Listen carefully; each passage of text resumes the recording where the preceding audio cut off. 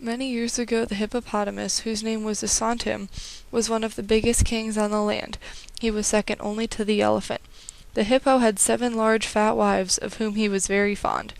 Now and then he used to give a big feast to the people, but a curious king was that, although everyone knew the hippo, no one, except his 7 wives, knew his name.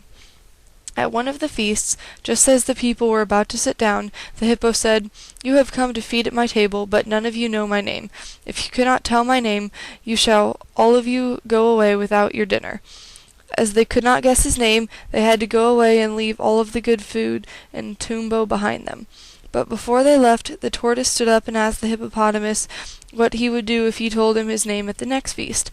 So the hippo replied that he would be so ashamed of himself that he and his whole family would leave the land, and for the future would dwell in the water. Now it was custom for the hippo and his 7 wives to go down every morning and evening to the river to wash and have a drink. Of this custom the tortoise was very aware. The hippo used to walk first, and the 7 wives followed.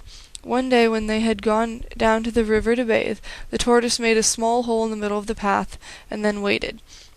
When the hippo and his wives returned, 2 of the wives were at some distance behind, so the tortoise came out of where he had been hiding, and half buried himself in the hole he had dug, leaving the greater part of his shell exposed.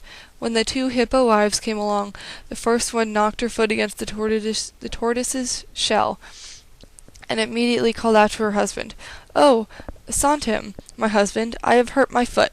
At this time the tortoise was very glad, and went joyfully home, as he had found out the hippo's name. When the next feast was given by the hippo, he made the same condition about his name. So the tortoise got up and said, "You promise you will not kill me if I tell you your name?" And the hippo promised. The tortoise then shouted as loud as he was able, "Your name is Asantim," at which a cheer went up from all of the people, and then they sat down to have their dinner. When the feast was over, the hippo and his 7 wives, in accordance with his promise, went down to the river, and they have always lived in the water from that day till now. And although they come on shore to feed at night, you will never find a hippo on the land in the daytime.